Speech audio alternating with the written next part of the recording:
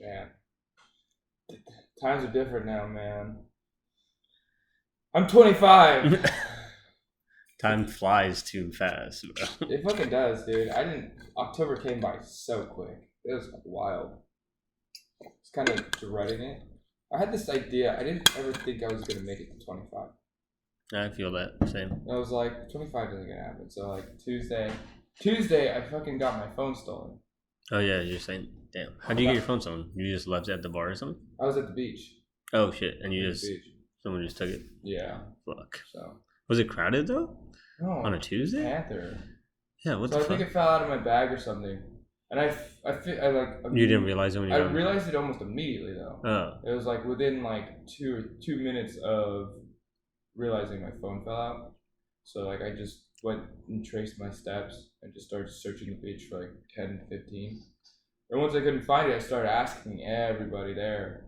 Yeah, because there's probably not a lot of people. You seen a phone? No one. Obviously, everyone denied the fact that they did. Whether they didn't or they did. Yeah. Someone was lying. And then, so I didn't know what to do. Well, I kind of had an idea of what to do because I've lost my phone on the highway in Los Angeles before. Oh shit. And so what I had to do to figure that one out was I just went to a Verizon store. Well, the way I knew what to do was my mom tracks my phone at the time. My mom has our location. Mm-hmm.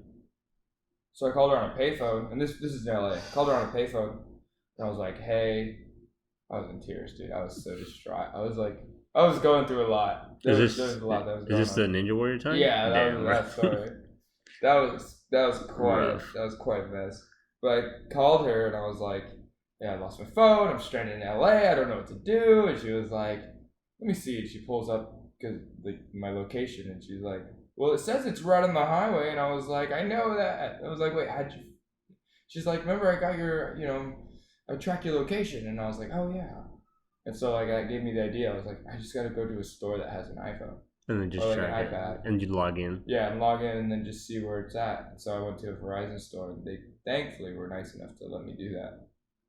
And then I literally they gave me like a notebook, and I was just like tracing it, like just sketching out literally like every detail I could, like those cops who describe that person. Like I did that with I was like, okay, it's right freaking here. So found it. It was still working, and I fucking took off to San Diego. So I was like, oh, I'm just gonna do the same thing. So I went to a Safeway off of Mission Boulevard, like going to Panther or coming back from Panther. You go through like a little it's not a downtown area, but it kind of feels like it has that vibe. And there's a Safeway. I went into there, and I was just like, who do I talk to, or who would be the most helpful? And these two girls were doing this donation thing for like Save the Animals, and they're like, hey, do you want to donate some money? And I was like, hey, do you want to borrow your phone real quick? And they were like, what? And I was like, I got my phone stolen. And I told them the story, and they stopped talking about the Save the Animal things for like almost immediately. They were like, oh my God, what are you gonna do? And I was like, I just need to I'm not here to like call, or I did call my phone because I called it multiple times and it went straight to voicemail. But I was like, hey, I don't even need to like be shady or anything. Like just map me to the nearest Verizon store.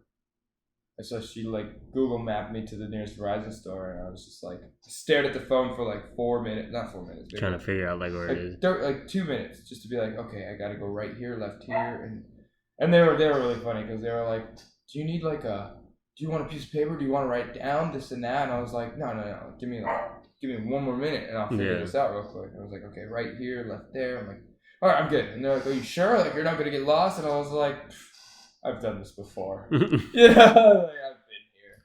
So I went to the Verizon store. I got inside the building, and like, it was a nice Verizon store. Mm-hmm. It was right in downtown Santa Cruz. Okay. So it was a pretty decent Verizon store. And for whatever reason, I just felt like they thought I was homeless. What the fuck? Like they just, for whatever reason, didn't give me the time of day. So I was just like standing there waiting, because there was like other people. There's like a line or there were other people who were waiting too, and they were kind of being dicks because like I didn't get acknowledged once. Like not even like you just wait your turn. Like we'll get to you. Yeah. Like, none of that. Or like there's like a They queue or literally something. were doing like there was 2 workers at their computers doing the computer shit, and then they would finish up with the person they had ahead of them, not say a word to anybody else but the people at like this waiting table, and go, okay, you're next. And I was like, dude, like, are you off? Like, do you think I'm like homeless or some shit? Yeah. I was like, what the fuck? So like, before he got to one person, I was just like, hey, I lost my phone. Well, before that, actually, I went to like the new iPhones and I tried to do it with my iPhone there. And it has now they have 2-way authentication. Oh yeah, that's hella dumb because then So I had no way of getting on, no way of checking it from that from the Verizon store. Yeah. So I was like, fuck. So like then I didn't wait in line. I was like, I'd already waited like 10 minutes before. I was like, hey, I lost my phone. Is there anything that you could do, or am I standing here wasting my time? The guy was like, oh, there's nothing we can really do except like check if you have warranty or insurance. And I was like, well, thank you for letting me stand here and waste my time. I'm out. And I left. I went home, got on my laptop, and I saw the phone was going all the way to Watsonville. What the fuck? Dude. So I got it replaced on my birthday. So that was my birthday present to myself. So it was But you still have to like go through your cloud and update all the contacts. And that shit's so I annoying. had to delete everything on my phone because they had it, obviously. So I put it in lost mode. So when you put it in lost mode, they can't really access it. Mm-hmm. Unless they use it to call like a number I provided, which was my mom's. And they called my mom. Really? Yeah, and they called my mom. They were like, hey, we have a lost phone. But they were like being kind of shady about it, because my mom was like, oh, like, is there any way you can give me information so we can pick it up, this and that? And they didn't really. It just felt like a really like weird situation, So I was like, don't even worry about it. Like I've already filed an insurance claim. Like my new phone comes in on Thursday. Oh shit. Let's just leave it at that. So I have a new phone, but it's the same model, new phone. Yeah. But I was just like, nah, I'm not driving to Watsonville. Bro, that's hella far.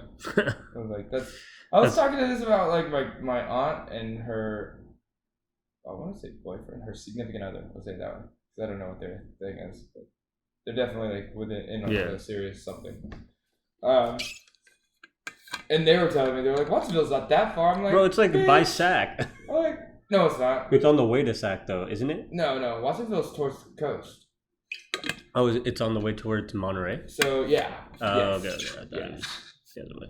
Yeah, but still, I'm like, I don't want to go to fucking Watsonville, dude. What the fuck? That sounds like a headache. So.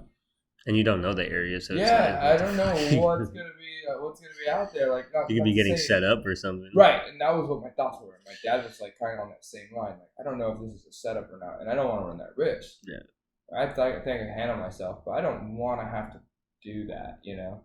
Over something that's not like over something I could just get literally like in 2 days apparently. So I did that whole. So like I avoided that whole thing, but I was just fucking with them on my laptop. So like you could play a sound from my phone just to bug them. So I just like periodically just play the sound, just hopefully they get them annoyed because I was just so mad, dude. I was just so upset with that whole situation. But then I could from my laptop I could delete my phone content. So once I got my new phone, I deleted all of my content on my old phone, so they had nothing to access. If they did have anything to access, I was able to delete like my credit cards on my Apple Pay. Yeah, I deleted all that information on there. So like. It's kind of convenient that you have that access like that. It's almost playing like moderator, like a server. But I'm sure most of those things also have like 2-step verification, anyways. Yeah. So they can't really do much, but yeah. My password was just kind of ridiculous too. That if I remember, before I got it stolen, I just changed it. And I was like, I don't even remember this password sometimes, but. Yeah, dude, that started like my whole like ramp up into my birthday. I was like, this is not the way to like. This is not the way for my birthday week to start, dude. I was like, damn. But I was like, I was actually really happy about it. Not happy that I lost my phone, but like being away from my phone for 2 days straight was honestly a blessing. Yeah, because people just don't bother you, and then you got no distractions. You focus on whatever you want to focus on. Yeah, well, my fucking head isn't like face first into an iPhone all the time. Your fucking posture and your neck get all fucked up just staring at a phone. How much time do people waste going on their iPhones? You know what I mean? Probably a bunch. A lot, dude. I want to say easily like 6 hours. like on average. I feel like that's a low estimate too sometimes because like again, especially if you have social medias. Yeah. Well, people, it's like if they're on a break at work, they'll be on their phone. If they're like going to the bathroom, they take their phone. If they're at the, some people would be at the gym and they're just fucking on their phone. I'm just like, why are you here, bro? Like, I find it like this. If there's a gap in time for them where they're feeling like they're gonna be bored, they'll immediately try to kill that boredom by going on their phone and do something that's monotonous. Which is So kind of like, crazy because even when I do that, sometimes I'll be like, this shit is even more boring. Like, I should have just not took out my phone. So like my brother, because I've seen him do this, literally like if you give him like a 2 minute window where he just feels bored, he'll literally just scroll Instagram for the 25th millionth time. Same with this girl I was dating in the past, but multiple women that I've talked to. Yeah. Same thing. Like there's any time there's a gap where they feel like I'm kind of bored now. Literally, the first thing they want to do is go on their phone and scroll through TikTok or scroll through Instagram or scroll through whatever. You know what I mean? It's like, damn, dude. Like I didn't realize how much soul sucking that does for you. It's crazy because people will like I went to LA at the beginning of September for a work thing, and like one of my coworkers, he's like I think I talked about this where he like on our Slack or whatever messaging we use, he's pretty active, but then in person when we all meet up every once in a while, he's not that like talkative. But then like when there's conversations that are about stuff he doesn't know, he'll just be on his phone. Yeah. It's just weird. Like to me, I'd be like, hey, if I don't know about this, I might not say anything, but let me just listen to like just learn about it. Yeah. Least. Yeah, people use their phones as ways to ignore people. Yeah.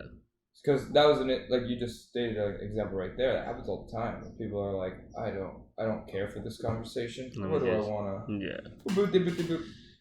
So those 2 days honestly were so much fun for me because I didn't have a phone. I didn't have to contact anybody. I knew how to get around to where I was supposed to go. Like you probably go to most of the same spots during the week. Yeah, I went to the gym, did all that kind of stuff. Like, and then I just drove around. So that Tuesday when I lost my phone, I was like, I'm not letting this kill me.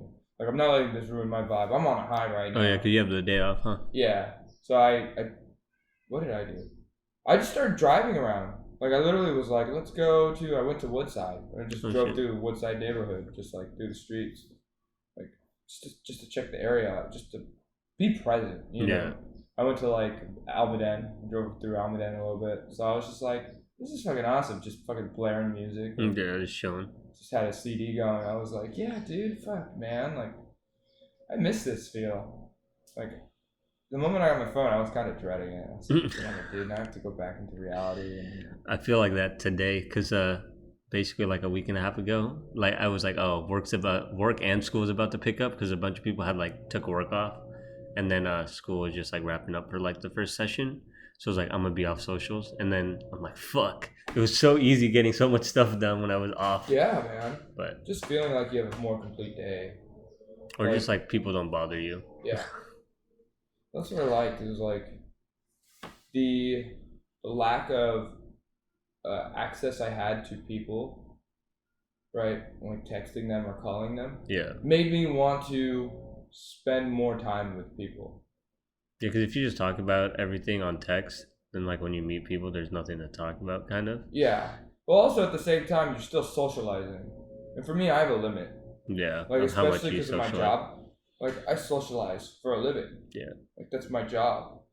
I pour you a drink and we talk, or I pour you a drink and we have a good little chat, or I pour you a drink and I'm interacting with hundreds and hundreds of people each day, and that takes a toll on me. Because, dude, 100 people, and I have to keep a conversation with. When I say conversation, I don't mean like I'm holding like a 10-minute. Yeah, but you gotta engage at least or acknowledge them. Yeah, I have like up to 100, maybe plus, and it's not just, and it's reoccurring too, right? So like I'll have to talk to a person twice, 3 times, 4 times, depending on how many drinks they order or how many times they come back up to the bar or do whatever, right? So I have probably like 500 interactions with like different people. Throughout, like on one shift, on one busy shift, like up to 500, I would say, give or take, like because I also interact with my coworkers, all that. So like, yeah, grand scale, I'd probably say I feel like 500 is a lot. Maybe like 300. But I have a lot of. Or at least on a busy day, yeah, on like a weekend or something. Yeah. So at social, I get my social. I hit my social quota there. Yeah. So you don't want to really. Which is not the best because I don't hang out with any of those people outside of work. So like, I don't really build real friendships. It's like surface level, if that. Not really, because I do get to know people. Mm-hmm. But like, it's one of those things where it's like I wouldn't hang out with them outside of the bar unless I saw them at a bar. You know what I mean? Like, whether I'm on this side or that side, and that was a point that was made on Thursday, because everybody was busy on Thursday. My brother didn't want to go out. Yeah. Kendall was in. Oh, he should have been back, but Kendall was at the Russian River on Thursday. Oh. My buddy was in. Nick was in Tennessee. Like, oh fuck. Anybody I was like trying to hang with, everyone was busy. They all had shit going on. Yeah, something happened going on. And then the people I didn't hit up who were getting mad at me about it, it just didn't occur to me. You know? Oh, it was one of those things because like everyone like. People were like throwing it out that I was, oh, it was your birthday on Thursday. What the fuck? I didn't even know it was your birthday. Happy birthday. So I had a lot of people telling me happy birthday at the bar. And a couple of my friends, they were like, why didn't you hit me up? We could have gone drinking. And I was like, I didn't think about it, dude. I was already fucking tossed. Yeah. I was so faded that night. But I didn't black out. You just go by yourself or you just... Yeah, I just went by myself. But I was like, I know I'm going to run into someone I could hang out with because I went to my bars. Oh, yeah. Because it was karaoke night. I was like, I want to sing. So I went up there, sang a couple songs, and hung out with a few people that, who come in pretty often and enjoy my presence. And so we just shot the shit. And then I moved over to the den. Same thing. Like, my coworkers were expecting me over there. They're like, yeah, let's go. Like, we're going to drink. We're going to have a good time. It's going to be a good birthday for you. So yeah. Went over there. Dude, I didn't pay a dime on my birthday for any alcohol. That's lit. Yeah, it was awesome. Like, I had literally, I told one person it was my birthday at the bar. And he took it upon himself to tell everybody else in the bar. And anybody who I've served or who knows me as a bartender was like, hey, it's your birthday. Can I buy you a shot? I didn't say no. It was my birthday. I was like, yeah. And I was like, okay, like, it's not going to happen often. I had 10 different people come up to me and be like, let's do a shot together. It's your birthday. I could finally have an excuse to buy you a shot. And I was like, all right, fair enough. Let's do it. So I drank whiskey that night, man. That was tough. Yeah. It was tough. Were there a lot of people out though? Thursday night's pretty big. Right? Yeah, it wasn't bad. It was kind of quiet at the den, but I mean, I kind of preferred that. It wasn't dead, but it wasn't super busy. I always feel like Thursdays is probably younger people, like all college people, huh? Yeah, Thursdays are a hit or miss. But not really. So like at cartoons, it's always a hit because of karaoke. So you'll get a variety of people because anybody who just likes to sing or just wants to get out of their comfort zone, karaoke is always that first best step for people. Yeah. I'm singing. I don't know if I'm a good singer or I don't know if I'm a bad singer, but getting out there in front of a microphone, in front of a crowd who you don't know, who don't know if they're gonna pay attention to me or not, and I'm gonna sing. So that's I think in terms of building up confidence and public speaking stuff like that, that's a great first step in my opinion. Especially at a bar too, because half the time they don't pay attention because they're in their own conversations or they're drinking. Unless you're hella killing it, or you play a song that they really know or something. Yeah. Even then, I'll have nights where I'll play a song that's super poppin' and it just feels like no one's listening. Yeah. But then you step out of that and they're like, man, you sang that really well, or hey, that was such a great song choice. You know what I mean? So it's oh, people were listening. Maybe I was just getting into it too much with my own self. Mm-hmm. And because I've done that before where I've seen crowds just roar. Because they're that was an amazing song. You did that really well. Great job. People would be fist bumping me across the bar. Or it'd be something where it doesn't seem like it's a crowd winner. Yeah. But I'll come up to me and be like, wow, you did that song really well. That was really good. You did awesome. Thank you. And, it was one of those things, wow, I didn't know you They're just not expressive about it. Yeah. Yeah. So I'm just oh, okay. So yeah, I did that. And then Thursday at the den, I was just that just put me over, man. My coworker, I was oh, because I was let's stick to whiskey tonight. I don't think I can do whiskey. I like whiskey, but I was one of those things where I was I know I have a low whiskey tolerance. Yeah, it's pretty strong, so. So he poured me a nicer, higher end whiskey, comped it, and then I was let me get a shot of its little sister whiskey. So it's the same brand, but it's called Redwood Empire. Oh, okay. So it's the same brand, but it's like the cheaper. It's like the tier down. Yeah, it's like the bullet of it, but it's still a really good one. They poured me like a triple, and I was just like, fuck. I'm like, damn, dude, I'm fucked. I was like, that. Right when I saw that, I was like, right. He's like, he knows how to KO me. He's KOing me right now. Damn. Anyways, before all that though, like I've had an epiphany where I was like, I'm not where I want to be, and it's not one of those things where I'm like, why the fuck am I so far behind? I was just like, just trying to start getting shit together. Yeah, I was like, now's my I was like, and I keep saying it as a joke, but like I feel like it's gonna happen. I was like, I'm gonna have my quarter life crisis. I've made it to a quarter of a century. I'm gonna hit my quarter life crisis. I probably already had my quarter life crisis, but I was like, it's probably gonna happen. Like, so I was like, and it happened, but in like a more epiphany. Like awakening kind of thing. Yeah, like enlightened. I was just like, dude, I need to get my shit in order.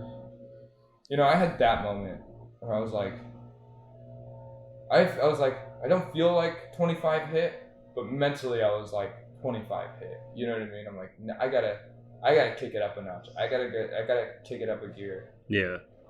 Was that you at all at 25? Like, I feel like I had that feeling of I'm not where I want to be since I was like 22. But it's just because like, I don't know. I also never expected to like live a super long life when I was younger. I don't know why, but like that's just always been my thought process. So like everything's kind of been accelerated in my head. Yeah. So I'm like, I'm not where the child version of me thought I would be at 25. Yeah. Which fucked me up like a little bit more. So yeah. For me, it was more like I didn't think I was gonna make it to 25, so I just lived the shit out of my life. Yeah. So I spent money where I wanted to spend money. I did things that I wanted to do. I kind of didn't really care about the consequence. I didn't think of the long term too deeply. Because you were just like, I was like, I'm not gonna make it to 25. Like, dude, I've gone through how many near death experiences. I was like, I'm gonna be taken. Like, that's just how it goes. Like, no disrespect and no, none of that. I was like, I just didn't think I was gonna make it to 25 with how reckless I lived. You know what I mean? And I was like, too many close calls. Yeah, I was like, okay. I already told this, but I was like, during that whole Ninja War, I thought I've already died. I was like, I think I'm living a second life. I think this is my second chance. And that didn't occur until 25 was around the corner. And I was like, I made it to this age. Now I have to start thinking about the longer term because I made it this far. So apparently I have something something is in the grand scheme of things is trying to tell me, like, you got more life.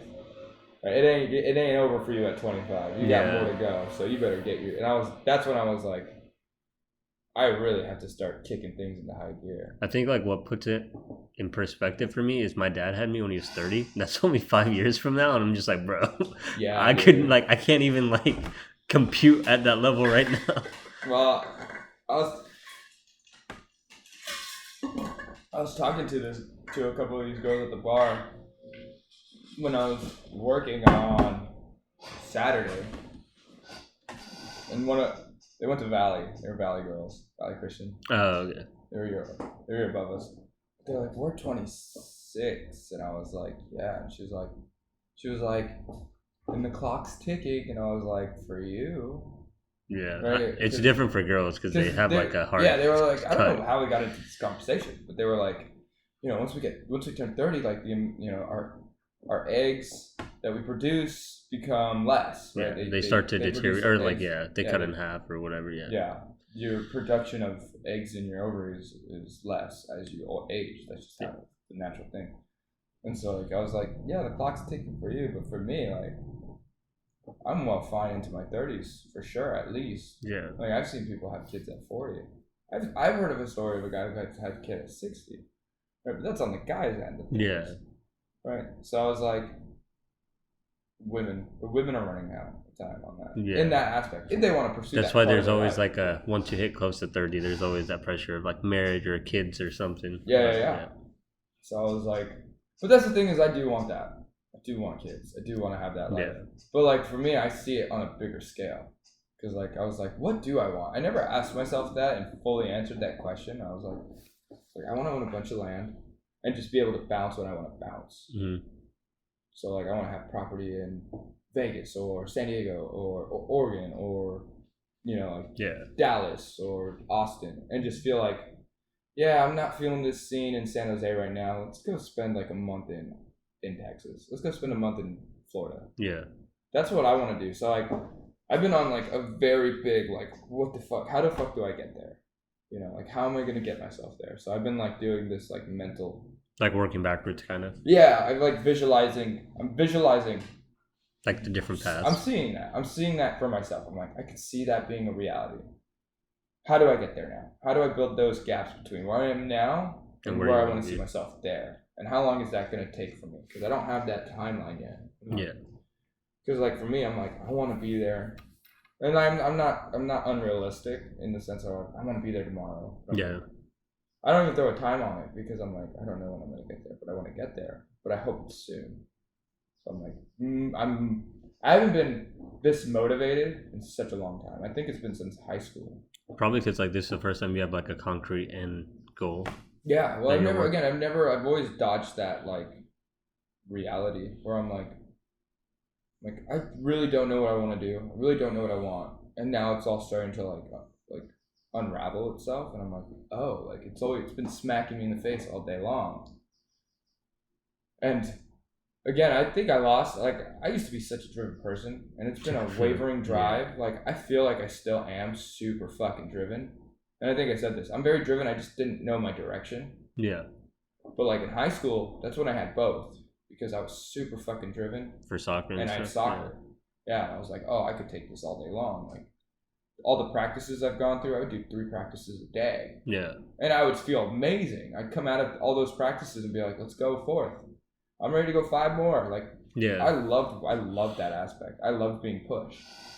Like, me and my dad have a different take on my coach, because he was a good coach, but he also had like the kind of like and no disrespect to him whatsoever, we had like that kind of sleazy salesman kind of pitch attitude to him. You know what I mean? Yeah. Like he had that going on too. Or he's trying to convince you of something, but it's not like what it's supposed to be. So my dad saw from adult to an adult to an adult, my dad saw that in him. Mm-hmm. But from player to coach, I saw him as my coach. And like he would teach me a lot of great things as a coach. So like, but as I've matured, like I've kind of seen both ends of that. But like I have to pay him a lot of thanks, because like, dude, now like I hadn't started working out for like a month or two. I just picked up working out, exercising like hardcore. Yeah. Maybe like 2 months ago. Like from then it was just like here and there, like climbing every now and then. Just inconsistent. Yeah, it just was like more of a hobby and less of like a commitment, something of a habit for me. So I was like, okay. Like I haven't missed the gym in 2 months. I've hit every day. Yeah. But like I do my recovery process and I make sure I don't like overwork yourself. Yeah. So, but still, I go to the gym every day, and most times it's probably twice, and sometimes it's even 3 times a day. Like I just getting after it now. So like I'm building up my like. It's like for me, if my body's in shape, like like a strong body, strong mind kind of thing. So like it's like, okay, I gotta get that in gear, and then I'm on to, and it's honestly sharpened my focus. It's made my thoughts a lot clearer. I feel a lot more confident in myself. Mm-hmm. There's a lot of benefits to that aspect for me, and it's like carrying over into, and that's like one of the things I was listening to like a couple of like. Have you ever listened to Jordan Peterson? I've heard a few of his clips, yeah.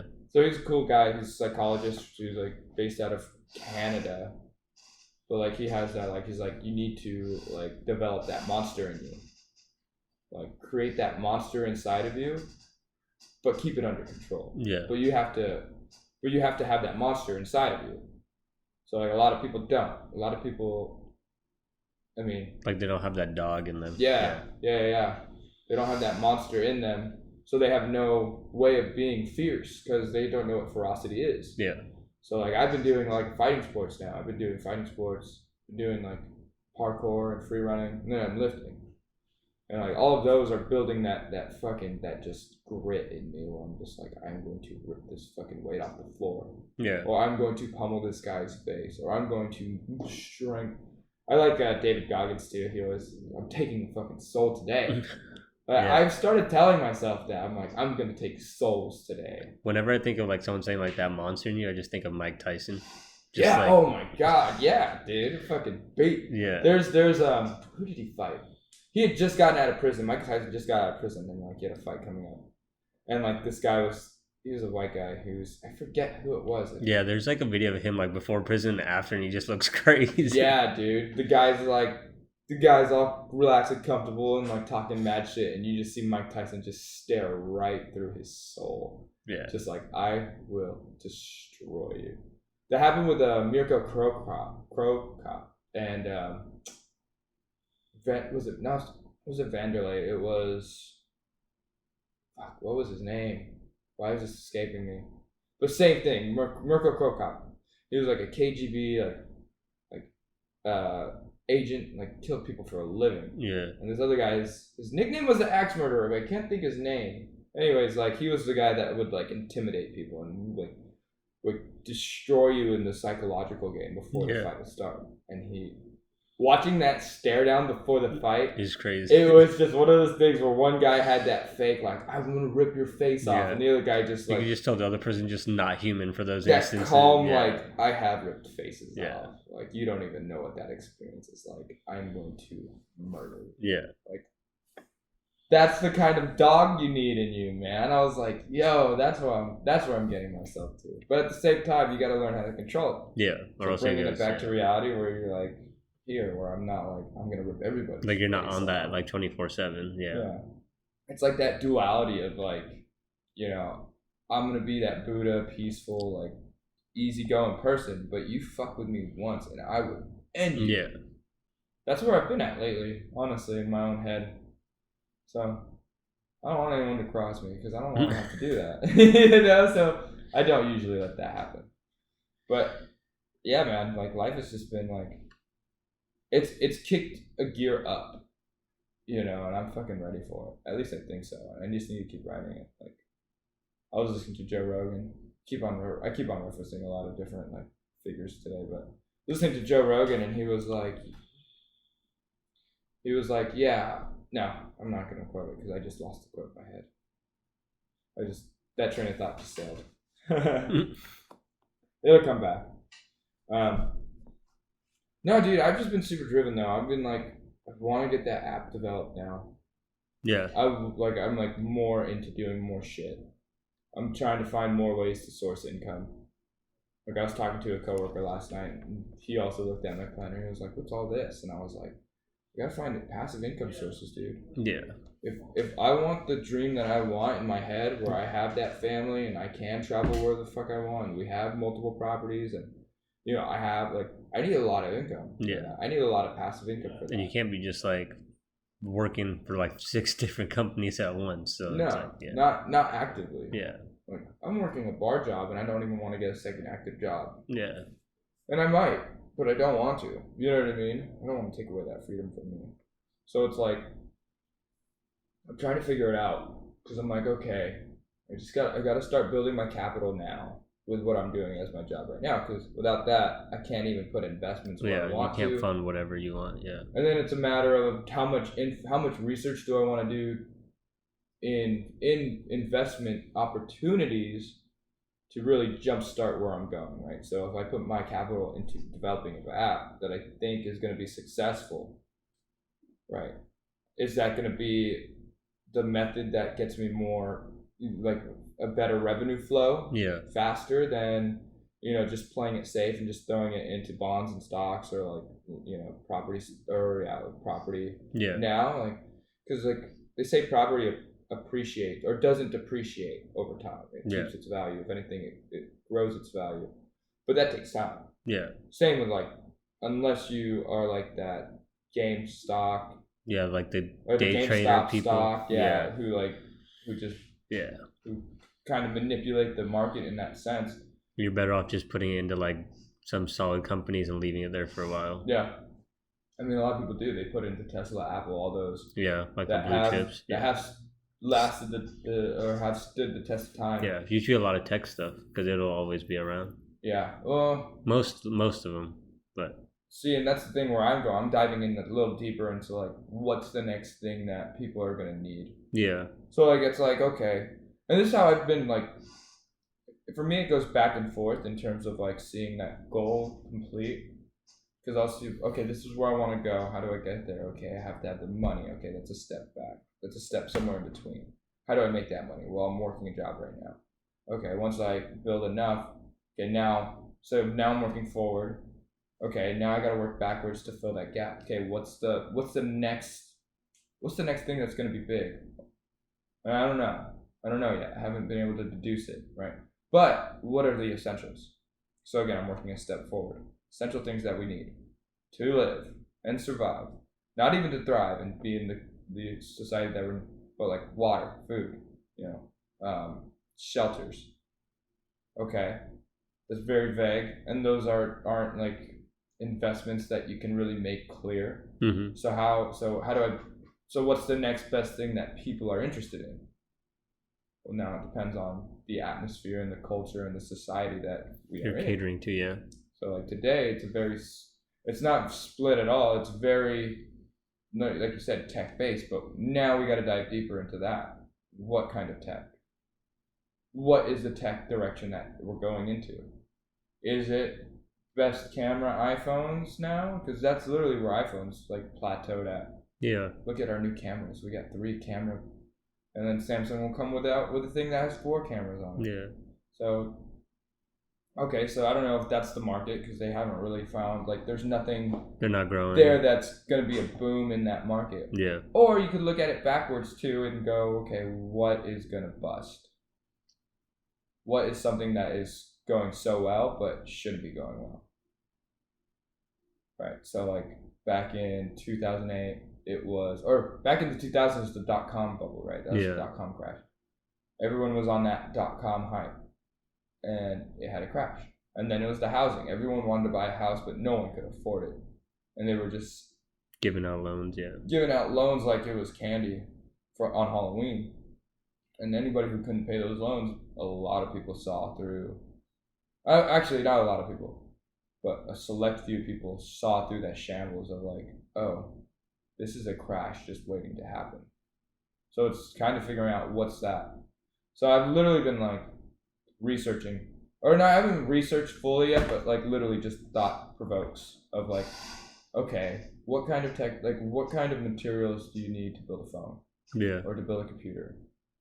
Okay, what about quantum computing? I've heard that's a thing, but like what are its applications and implications? Right. It sounds all dandy, but like what's it going to be useful for in the future that current computers? Oh, it processes faster, or it processes in a superposition state, which means that instead of giving you a binary text and then it goes 1 0 1 0, right, and each one it's like kind of like I see it as like a yes or no, right? Yeah. It's binary. You got 1 or 0, yes or no, on or off. Instead of that, it goes both at the same time, on and off, on and or off. Right, so now it's like, okay, then I think it has to dive into artificial intelligence for it to understand what would be the best route that way so far. So then it becomes a thing now of like, what's the tech that's building the best artificial intelligence, or like, you know what I mean? And then we can step out of tech and go, like I said, into commodities, food. Everything's expensive now. Yeah. Wood. We need wood to build houses. So I've literally been like, as you can hear me ramble about this right now, like I've been fucking deep. And it's only been 3 days since I've had this like kind of kick in. Yeah. But like my mindset has definitely shifted towards something where I'm like, okay, I want a future for myself that's gonna be epic. How do I do it? I feel like it's always good to like aim big and then work backwards too, because then you like really dig into like the steps that you gotta. Because if you do it the other way, where it's like, let me just try and do a little bit every day, and you don't have like an end goal, it's always hard. Yeah. It wasn't Joe Rogan that I was gonna, and that's why I couldn't think of why I was gonna. But I was watching this video, and this guy was like, "It's good to visualize the end goal on the long term, and maybe the immediate short term." Right, for me that. So like you know where you're to start and where you're trying to get to. Yeah. So like, you want to visualize. You're gonna visualize. Like I said, I'm gonna own a bunch of property. I want to be financially free. This and that. Like I'm visualizing that, but I can't keep that completely in my head. So the next step is to visualize what would happen if you didn't take the corresponding steps to do it. So for me, if I don't wake up and go to the gym, like in my own head, I'm visualizing the idea that if I skipped out on a gym day where I really felt like I should have gone to the gym, how much is that going to set me back in my grand plan? So that's like how my visualization switched, making me forcing myself to do shit.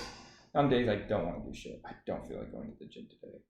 But it's just compound effect of you going every day is what's going to make the difference. Right. And fighting off that, like, because you'll fail. That's like if the only thing is about like missing the gym isn't like if you miss the gym. It's just that a lot of people let that one miss turn into like 2 misses, 3 misses, 4. Yeah. If you're able to just do the one miss and then like still come back like the following day and then still be on it, it's not that bad. But it's just a compound misses. Yes. And so since I threw his name out there already, Joe Rogan, he talks about momentum. And that's why I can't really skip the gym anymore. Yeah. Because if I feel like I skip the gym just once, it'll kill the momentum. I feel like my momentum will get shot. Or at least a little bit like reduced. Yeah. I feel like, oh man, I have to build that momentum back up. So like, and like I said, I don't want to go to the gym 3 times a day, but I force myself to. And maybe that's excessive, but it helps me get my shit on straight. It helps me stay fucking like locked in. Yeah, exactly. Helps me stay fucking locked in. I'm like, okay, I didn't give myself a lot of free time because I was at the gym and I was working out and I was doing all these different workouts. But I'm still super locked in. My mind is still super fucked. It's getting sharper and sharper because of it. Yeah.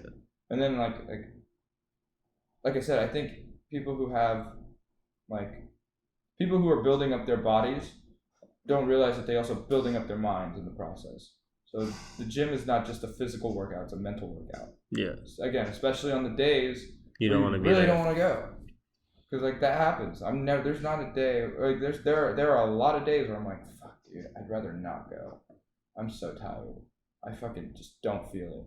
And I go anyways, even if it's for like 20 minutes. Yeah. Just so I can be like, yeah, I got it done. As much as I didn't want to do it, I did it.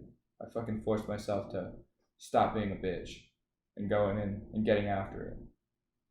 So I kind of had to take a step back from like certain friend groups, or at least certain groups, because like the bar, as much as I love it, there's a little bit of toxicity there that can like sink your boat. Yeah. That's the water that can sink your boat. So I've been kind of taking a step back further and being less involved in that toxicness. And it's not the bar itself, it's just the toxic aspects of it. And I'm really just like dialing it. Yeah. So that's why I gave myself that Thursday to just fucking let loose. Yeah, and then you don't have to worry about it again. Yeah. And all my friends, literally, they're like, oh, let's go drinking sometime. And I was like, nope, y'all missed your window. Yeah. Unfortunate. But y'all missed your window. I'm good. Like, I don't want to drink right now. I got shit to do. I got shit I got to get done. Yeah. I try to actually stay away from like a lot of motivational videos. Just because I feel like motivation it's a good jump start. It's a good thing. Yeah, you got to be like obsessed. Mm-hmm. You want to get like motivation's fine, but you can lose motivation. But if you're obsessed, then it's like different. Yeah. So I feel like motivation's okay to get you going, but if you rely on it, then it's like because I've seen it happen. I used to be that guy where I'm like, if I don't listen to my David Goggins, if I don't listen to my Inky Johnson, then I feel like I'm like I lose all sense of what I'm supposed to be doing because I don't have someone telling me how to live it. But now it's me that's telling me how to live it. You know, I'm the one that's being like, nah, like they have good points and I agree with what they say. Yeah. But end of the day, if I didn't hear what they had to say, I'd still be doing what the fuck I'm doing right now. It's got to come from within. Yeah. So. But yeah, man, this game plan is fucking. has me on the top. But I've been moving so well in the right direction. It's just so nice. Like, I felt like I was almost there all the time. Yeah, you just needed that little push or but I've always take the next given step. myself an out. Yeah, I've always given myself like a distraction or something that would give me an out to be like, yeah, I don't really have to. It's like that saying where it's like if you don't set yourself a plan B, you'll be 100% down within the plan A because you don't have any other safety net. Yeah, right now I'm throwing all my chips in. Or I heard someone say this is like put all your eggs in one basket, but just get another basket. Yeah, I think that's like Kobe. Yeah, he was just right. like get more eggs. Yeah, that's what it was. I was like, I remember. Yeah, man, but like and now it's become a thing of like I feed, like you consume, and this is with everything, not just food, but like what you consume is what you are or what you're becoming. So like that's content wise. Yeah. See people that consume content on a regular, like they fucking dive themselves into TikToks. And then it's also like the people you surround yourself with, the energy, that you let around you, all that stuff. That's also a consumption, right? Because they're consuming your energy, you're consuming theirs, and their time and your time. And like for me, I can't surround myself with people who aren't on that. And that's the hard part for me is like I'm so driven. I've always been. I feel like you knew this. Yeah. Because I think you're kind of there too. But like we've been so driven that it's hard to find another person that has that, like literally that, like. I mean, it sucks because like people in your life that aren't driven, but you like they're still good people and they're still fun to be around. But you're just like, I just can't be around this right now. It just sucks. But I mean, I limit it. I limit it as best I can. Okay, I cannot hang out with you every fucking day. Yeah. Sorry, I can't hang out with you for more than like a few hours. So I'll keep you to that limit. You get that much time from me because I like you enough to do that. Not you, but generally. Yeah. Obviously. But yeah, like that's just how it's going. So like literally, I've been limiting the content I consume, for sure. So like, and I'm very, very particular about what I consume in content wise. So like for like a lot of, if I'm watching a video, it's got to be something relevant to me. I can't just be watching mindless stuff anymore. Yeah. Like you got to be adding value. Yeah, that's been my key word I've been using lately. I'm just trying to add value. Just trying to add value. Every time I go to the gym, I'm adding more value. Yeah. Every time I'm reading a book, it adds more value. Like even in like friendships or relationships, you just want to be around people who add value. Yeah. I like people who are trying to get after it, man. Yeah. Like it's just something about it where you're like, even if it's not like the same thing you're trying to get after, at least just being around that energy or like their mindset, especially on days you don't want to do certain things, it'll push you. And people that will really test you are the ones who want you to get comfortable. Yeah. Because they're like, nah, like take a day off. It's fine. It's because they've already like lost their battle, so they want someone to lose with them. Yeah. Is how I think about it. But that can be the case, but at the same time, like comfortability is contagious. Yeah. I get that now. Like comfortability is super contagious. How many times do you want to like kick it with someone and just be like, I just want to chill? Yeah. Like I want to hang out with people and be like, let's go fucking hiking. Let's go run a couple miles. Let's go fucking work out. Let's go read. Let's go fucking like come up with some ideas that we can jump into a business idea with. Yeah. You know what I mean? Like I want those kind of people. And they're hard to find because I mean, especially post-COVID, people have learned how to get real comfortable. COVID was crazy, dude. I keep hearing like a lot of stories. Like for me, when I was going through COVID, I was losing weight. Yeah. Like, I mean, you saw me. I was thin, dude. I was I'm better now. Way better now. But back in those days, I was like 150 pounds, maybe. I hated myself. I felt like shit. I wasn't doing anything. Yeah. And everyone else had this, a lot of people that I've talked to, same kind of thing, but they were gaining weight. They were everyone was just getting real comfortable. I had a buddy that we were playing basketball with yesterday. He was like, yeah, I gained like 60 pounds. Fuck. We play video games for like 17 hours a day. Fuck. I was just like, Jesus Christ, dude. I'm just happy that during the pandemic, I was working a job in person and not sitting at home. Me too. Like that shit probably made a huge difference. Yeah. No, for sure. Well, like It did and it didn't for me because I worked in an office that was just. Yeah. It felt amazing to get out of the house, amazing, but that place was just as bad. Yeah. But like just getting me out of the house was like I was like that's good enough. Like I don't care how much I drink. I would go to our studio, that studio that your dad owns, just to get out of the house, dude. And I was not happy there by myself. I hated it there. There was no bathroom. Yeah. You know, I was not motivated to do anything. But the fact that I was just like, I'm out of one comfortable environment and I'm in an environment I'm not too comfortable in. Yeah. I got more work done now. Sometimes just getting out of the house or like going to a park and studying or something just like makes it better because you're not at home and you're not just like, let me just sleep. Yeah. Or let me just turn on the TV or whatever. No, I'll be like 5 pages into a book and be like, I'm gonna go lay down now. Yeah. Good. Man, I had a good start with that. Or like sometimes just sitting in different places in your house that you normally don't just kind of like help too.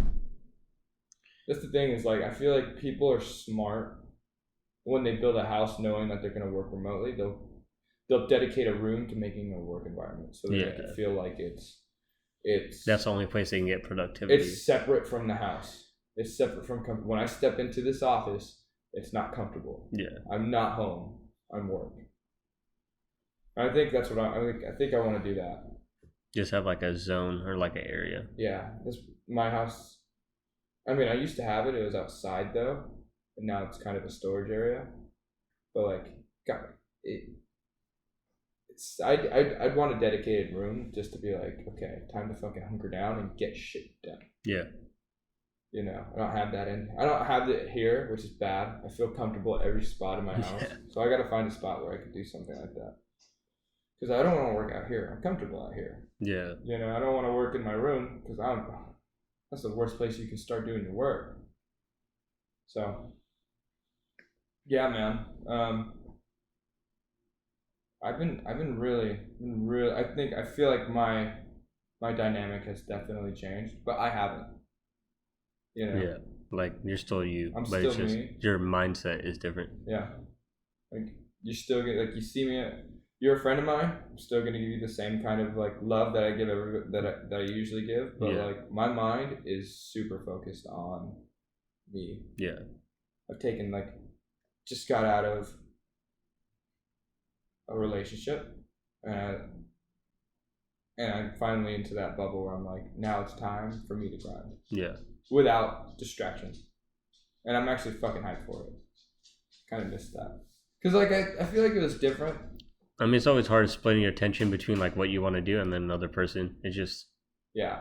Especially if you want them along for the ride. Yeah. It's like metaphorically speaking, you're carrying them on your shoulders the whole way. Yeah, you just whether they want you to or not, whether they feel that way or not, like in your own mind, for me at least, I'm like, I gotta carry this person on my shoulder. And then like sometimes for people in the long run, they just begin to resent the other person because they're like, you're holding me back type of thing. Yeah. But yeah. Or you're just making my life more overwhelming. Yeah. Because you take up, and that happened, and I've recognized that in one of my past relationships.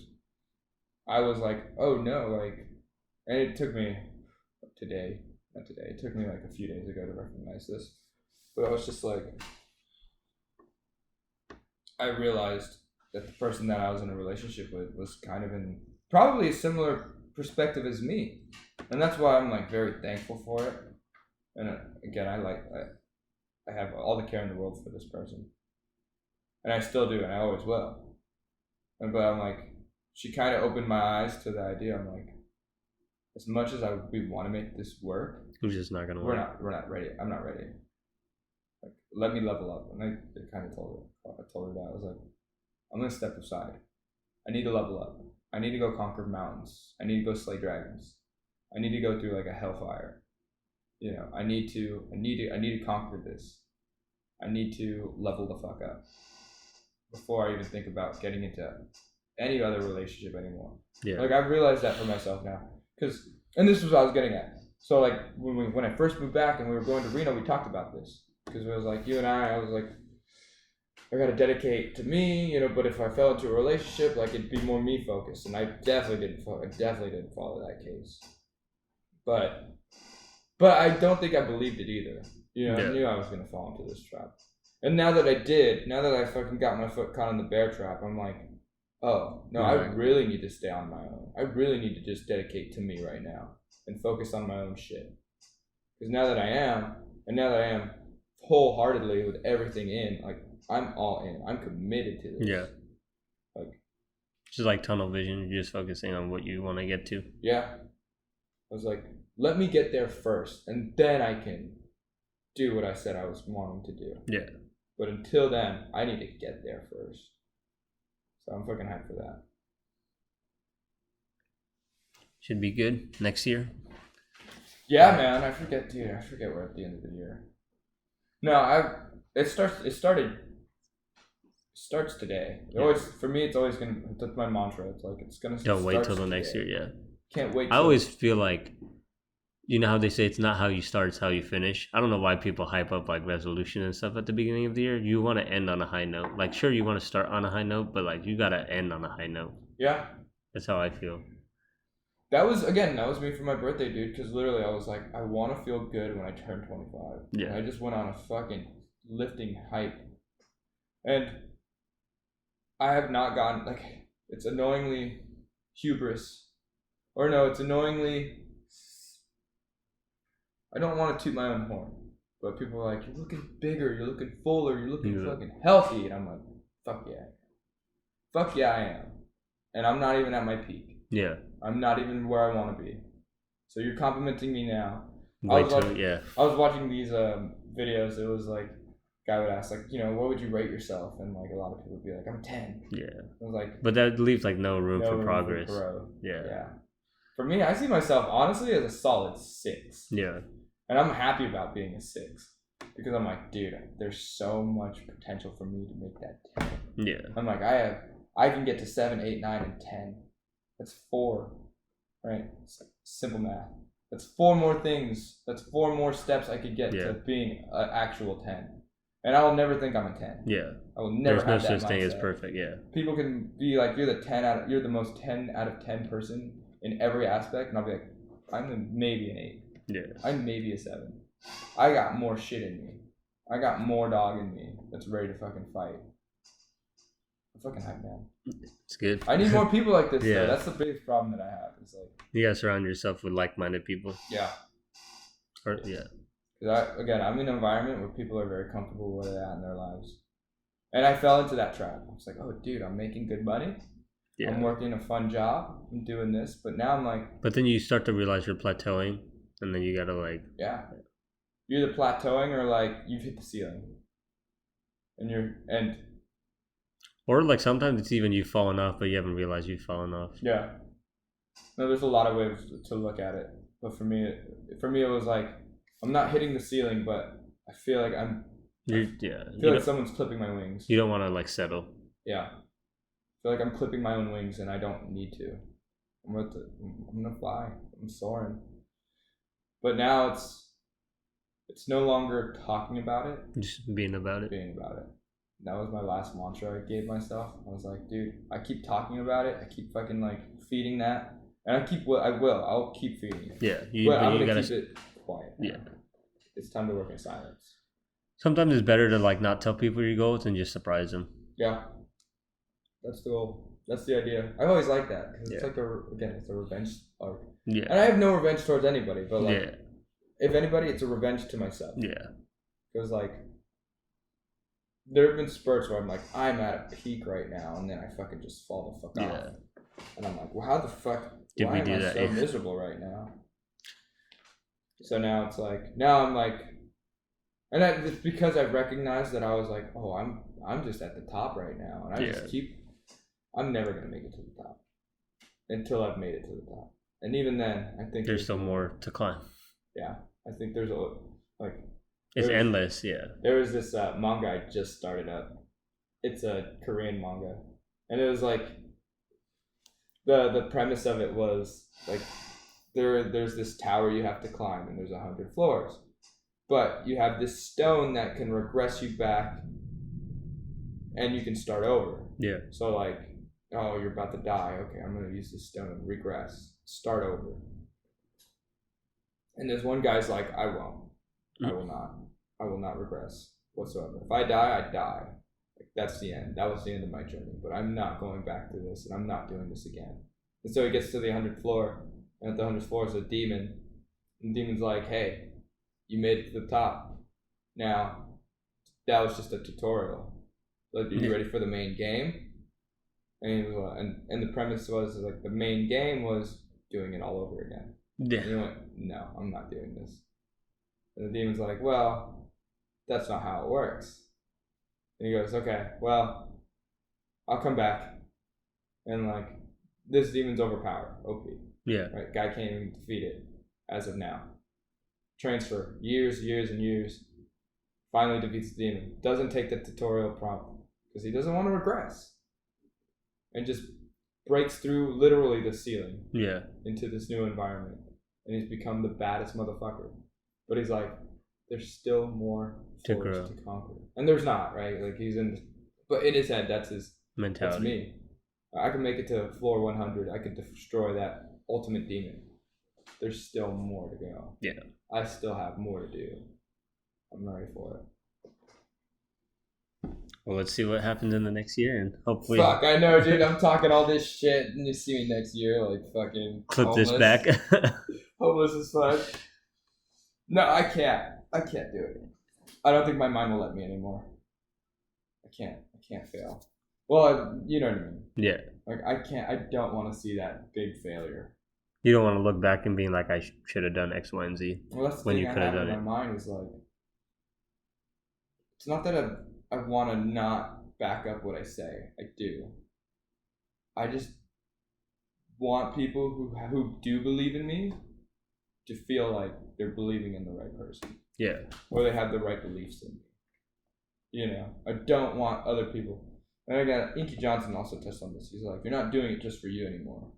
Yeah, there's like a bunch of people who are watching you and like they learn from your experience. Yeah. Some people need like visual, like a visual of like, okay, this person I know got to this stage, so I can do it too, type thing. It's just such an inspiration, dude. Yeah. Every time someone tells a story of like, oh, they started at the bottom, and now they're on their way. You're like, fucking hey, dude. Yeah. It makes you want to do stuff. Yeah. Yeah. I'll have people like my brother is like, he'd be like, yeah, I've been training some high schoolers at the gym, watching them being like toothpick thin to like fucking savages. Yeah. Like I'm watching that growth happen before my eyes. It makes me fucking wanting to. I'm like, nah, I don't want them to just be the only ones fucking getting after it. Me too. Me too. Like I feed into that kind of shit, dude. If someone's like, yeah, dude, I went through the shittiest of this shit, but I'm here now. Yeah. Like, fuck yeah, dude. Gives me hope. I'm like, okay. And it gives you no reason to have excuses. Yeah, 1,000,000%. Like, no, I can't quit now. Yeah. No one else.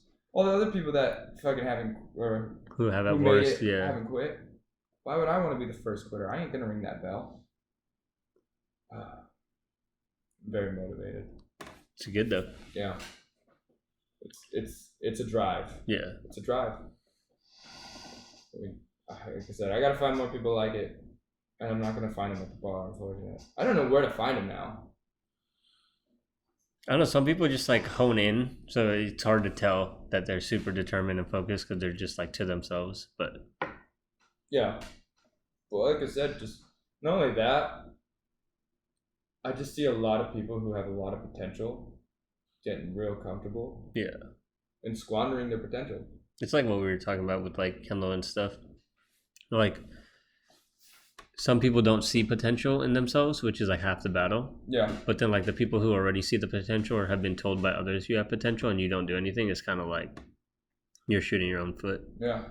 And that's the thing is like, and I've made this comment this way before, it's a physics reference, right? But potential energy. It doesn't matter until it's in motion. Until it's in motion. So it has kinetic energy. Literally. Like you can have the highest potential in the world, but if you're not in motion, that doesn't mean shit, right? That ball is at the highest point. If you drop it, once it hits, by the time it hits the ground, like that potential energy is 1,000,000. But until it drops, it's zero. Until you fucking let the ball roll, you ain't shit. Yeah. And I think a lot of people, I think potential is a double-edged sword. Again, with Kendall, he's heard it from everyone and their mothers and his own, that he has so much potential, and I think it's become a thing. And I think he's better. I mean, this is speaking like when we first went to Reno, because that's when we had that talk with him. But that potential, like, I think feeding that ego of like you have so much potential. I think it's one of those things where you're like, okay, so if I get a little motion going, then it's going to be a lot of potential going too, or it's going to be a lot of potential motion, a lot of potential in motion, and that's not the reality.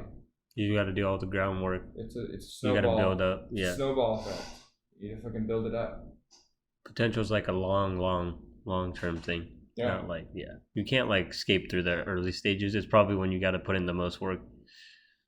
Yeah. Oh, dude, for sure. Because if you don't have that base or that foundation, whenever you get to the top, it's going to be easier to fall. Yeah. Well, nothing's going to stop you from crashing through all of the floors. Yeah. You know? Like, that's like the idea with houses. Like, if you don't have a good foundation on your house, like, it's not a good house. Yeah. I would be afraid to live in it. If you have a solid foundation, but the rest of the house looks iffy, you can remodel and do whatever the fuck you want, but the foundation is solid. Like, you gotta build your base.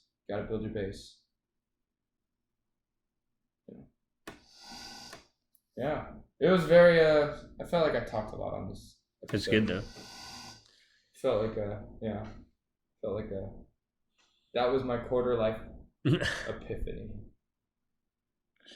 So I like David Harbour. Stay hard. He just says that. It just fucking gets me. It's just so funny but like if you understand the context, it's just like yep, fucking stay sharp, stay hard, get the fuck after it. People need to get off their asses and start fucking busting a move. So with that being said, it's your boy Maui. And it's Bambi. And this is Couch Surfing. Peace.